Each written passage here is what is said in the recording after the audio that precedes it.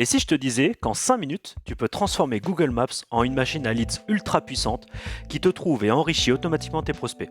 Reste jusqu'à la fin, je vais te montrer comment j'ai automatisé tout ça avec Scrappy et Make. Salut à tous, moi c'est Lucas, et aujourd'hui on va parler d'un combo explosif, Scrappy et Make. Si tu galères à trouver des leads qualifiés ou si tu passes des heures à enrichir tes données manuellement, cette vidéo va changer ta vie business. Regarde ça. Là, tu es sur Google Maps. C'est une mine d'or de prospects. Mais le problème, c'est qu'extraire et enrichir ces données, c'est chronophage. Imagine, tu cherches des garagistes, des restaurants, peu importe, dans ta ville pour leur proposer tes services. Tu vas sur Google Maps, tu notes à la main les noms, adresses, téléphones, puis ensuite tu dois chercher leur email, vérifier leurs réseaux sociaux, trouver le nom du gérant, analyser leur présence en ligne, etc.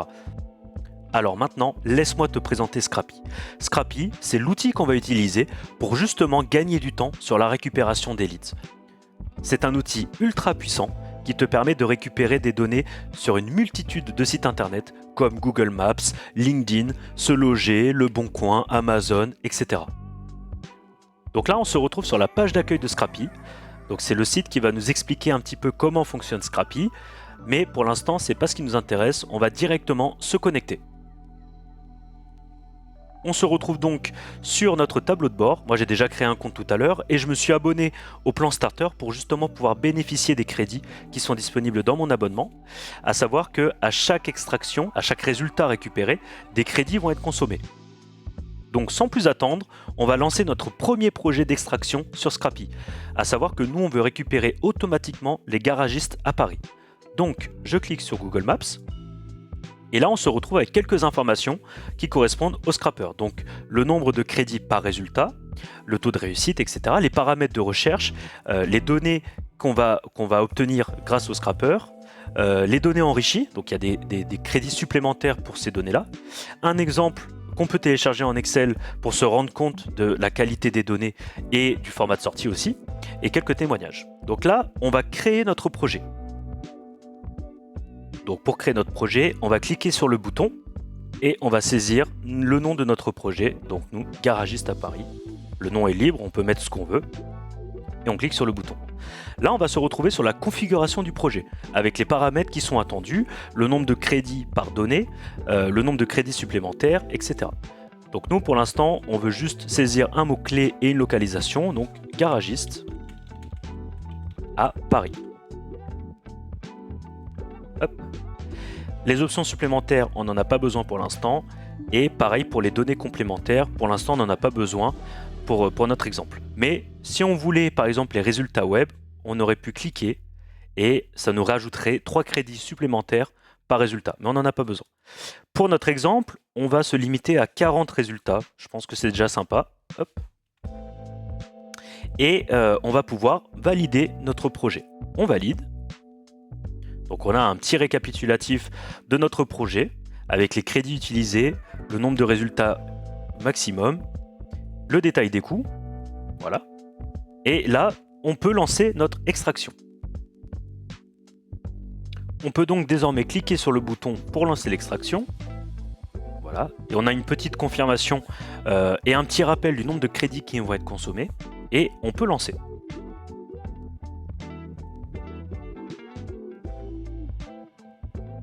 Voilà, notre extraction est lancée et on peut commencer à retrouver un petit pourcentage dans le menu de gauche. Et quand on clique dessus, on va pouvoir apercevoir en temps réel la récupération des données. Donc, étant donné qu'on est en aperçu, on n'a pas toutes les colonnes qui sont visibles. Mais là, pour l'instant, voilà, on va pouvoir attendre.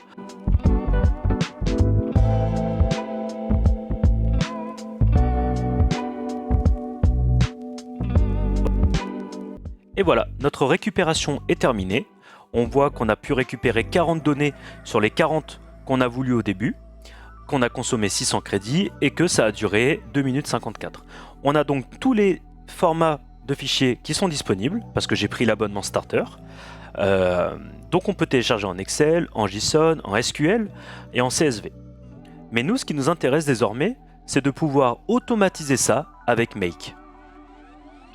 Pour automatiser tout ça désormais, on va se rendre sur l'onglet projet. On va retrouver donc le projet qu'on a créé tout à l'heure et on va avoir un onglet notification. cet onglet notification, ça correspond au final au webhook. Donc ce qu'on va faire, c'est qu'avec Make, on va créer une URL de webhook qu'on va ensuite insérer dans cette page de notification. Et lorsqu'une récupération sera terminée, Make recevra la notification et on pourra ensuite continuer notre scénario. On se retrouve donc désormais sur Make, où j'avais déjà commencé à créer notre assistant IA qui va nous permettre justement d'enrichir les données que Scrappy nous donne. Donc, ce qu'on va commencer à faire, c'est qu'on va créer un webhook. Donc, on clique là, on fait webhook, custom webhook. Et là, on va avoir une URL. Donc là, on va marquer Scrappy. On a notre URL, on peut la copier et on va retourner dans l'onglet notification. On va ajouter un webhook et là, on va nous demander l'URL du webhook. Donc là, je saisis mon URL et je veux que ce webhook se lance uniquement quand l'exécution est terminée. On enregistre et voilà, notre webhook est créé. Et donc ce qu'on va faire, c'est qu'on va relancer notre projet avec un peu moins de données pour pouvoir tester notre webhook, bien qu'on puisse quand même le tester. Donc on peut cliquer sur ce bouton là, on va le tester. Donc je vais le tester, hop, oui. Et là normalement Make a reçu, voilà, Make a reçu les données. Donc ce qu'on va faire, c'est qu'on va lancer notre scénario Make pour recevoir le webhook en situation réelle. Je le lance, je vais dans mes notifications, je reteste à nouveau l'envoi de mon webhook. Voilà. Et donc là, j'ai reçu mon webhook test avec les données que je suis censé recevoir. Donc là, ce sont des données test, pas pour le projet, parce que le projet existe réellement, mais au niveau du run, ce sont des données test. Donc là, notre webhook est prêt, et quand on va relancer notre projet et que celui-ci sera terminé, on va recevoir notre webhook et on va pouvoir continuer. Donc pour notre exemple de webhook, j'ai limité les résultats à 10 résultats parce que c'est suffisant. Et on va donc pouvoir relancer la récupération automatique. On lance.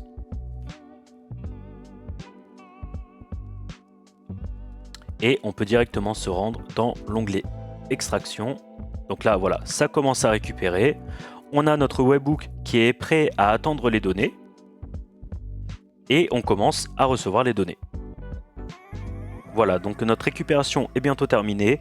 On va la voir se terminer en direct live. Donc on est à 9 sur 10 résultats. Et on va avoir notre webhook Make qui est ici. Et qui va du coup se lancer automatiquement. Voilà, donc là on vient de le voir. Il s'est lancé. Et on a donc eu un résultat. Là on voit les données qui ont été récupérées par le webhook. Et ce qui nous intéresse ici, c'est l'identifiant du run. Donc le run, c'est la récupération. Et grâce à cet identifiant, on va pouvoir récupérer toutes les datas de notre récupération au format array et ensuite l'utiliser dans notre scénario Make. Donc désormais, on va pouvoir utiliser un module Scrappy sur Make pour pouvoir récupérer les datas. Donc pour ce faire, on fait un rajout de nouveaux modules, on clique sur Scrappy et voilà, on a plusieurs modules qui sont disponibles, mais nous ce qui nous intéresse c'est le getData. Ensuite, on rajoute notre connexion, donc on clique sur Add, et là, on va saisir la clé API de notre compte Scrappy. Donc on retourne sur Scrappy, on va dans Paramètres, on descend un petit peu et on a notre clé API. On va la copier, je retourne sur Make, je saisis ma clé, on va la nommer, voilà, je sauvegarde. Voilà, la connexion est bonne. Et maintenant, on nous attend, on retourne sur Make, on copie-colle notre run. Après, tout à l'heure, on va pouvoir le faire avec un webhook. Mais on peut aussi partir de zéro comme ça. On sauvegarde. Et là, on peut déjà lancer pour voir ce que ça donne. Donc là, c'est lancé.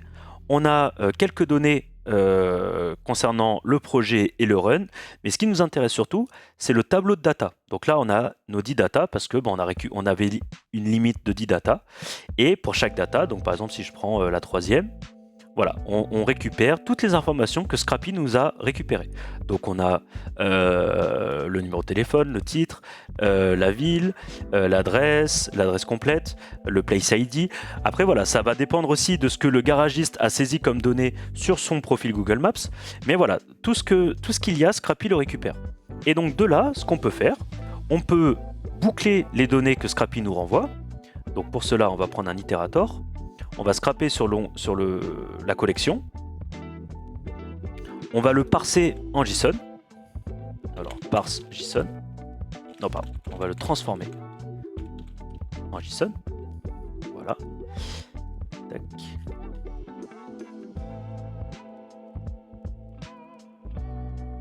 Et là, on va envoyer les data JSON à un assistant que j'ai développé en amont sur mon compte OpenAI, qui attend justement uniquement le JSON que Google Maps nous renvoie, enfin que Scrapy nous renvoie.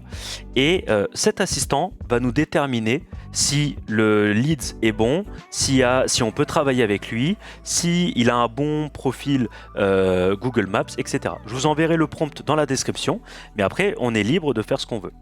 Donc là, on peut s'amuser. On va juste mettre une limite de 1 parce qu'on veut juste faire un seul test. Et on peut lancer notre...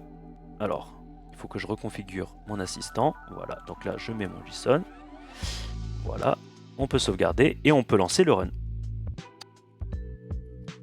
Voilà, notre scénario est terminé. Et du coup, notre assistant a répondu en JSON. Enfin en array, avec toutes les données qu'on lui a demandé. Donc moi, là, c'est moi dans l'assistant qui est demandé de ressortir le titre, le numéro de téléphone, la ville, la street, etc. Mais on peut récupérer aussi toutes les données qui sont issues dans notre itérator. Voilà, on a aussi tout ça comme données. Et donc du coup, pour enrichir notre CRM, on peut se baser sur les données de Scrapy et ensuite sur les données qu'on aura enrichies avec OpenAI. Voilà, donc là moi je lui ai demandé quel type de business c'était, les données qui étaient intéressantes avec cet établissement, s'il y avait des red flags, et du coup j'en ai aussi déduit si j'étais prêt à travailler ou pas avec ce garagiste par rapport à mon prompt sur OpenAI. Et donc désormais on peut revenir comme tout à l'heure, on peut rajouter notre webhook, on va en créer un nouveau. Test. Voilà. On le copie, on copie l'URL, on retourne sur Scrapy, on va dans Projet, on va dans les notifications, on vient modifier notre notification, voilà, et on vient saisir le nouveau lien d'URL, on enregistre. Là, on regarde si tout est bon. Bah déjà, on peut tester que ça fonctionne bien, on teste.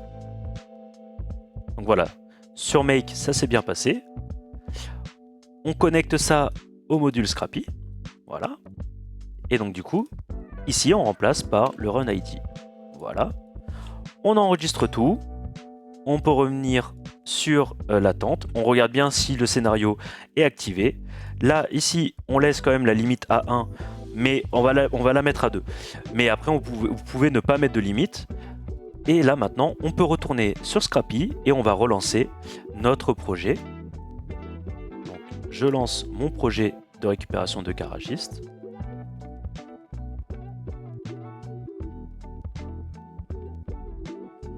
Voilà.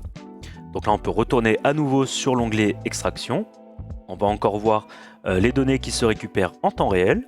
Et à la fin de la récupération sur Scrapy, ça va lancer du coup notre récupération automatisée ici.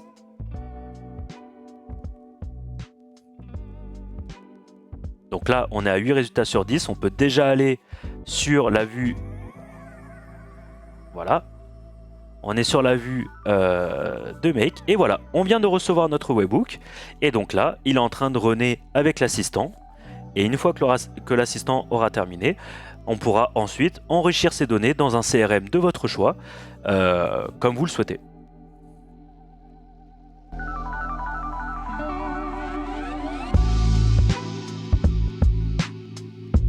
Et voilà, notre scénario sur Make est terminé.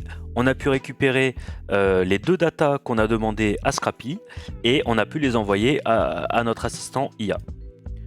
Voilà, donc on peut déjà regarder. On a 2 opérations et dans les résultats, on en a 2. Voilà, donc là, on a récupéré Garage République et Speedy avec les numéros de téléphone. Voilà, et du coup, les données qui nous intéressent si on veut prospecter ou pas. Et maintenant, on peut retourner sur Scrapy. Donc sur Scrapy, l'extraction a été terminée, donc on peut aussi télécharger en CSV, en Excel, en JSON ou en SQL, même si dans notre cas d'usage ce n'est pas important. Et désormais on peut aussi passer à l'onglet automatisation, qui va nous permettre justement chaque matin de récupérer des datas sur Google Maps, et ensuite avec Make on va pouvoir faire un comparo entre les datas de la veille et les datas qu'on a récupérées aujourd'hui. Et pour les nouvelles datas, pareil, on les envoie à notre assistant IA, et donc ça, chaque matin on peut récupérer des leads automatiquement sans aucune action de notre part, surtout si avec Make vous les envoyez automatiquement dans votre CRM favori. Donc comment ça se passe sur l'automatisation?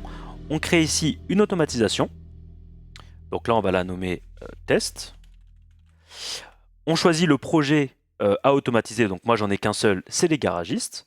Et là, on va choisir la fréquence que l'on souhaite. Donc moi, je souhaite tous les matins, donc quotidien, à 8h.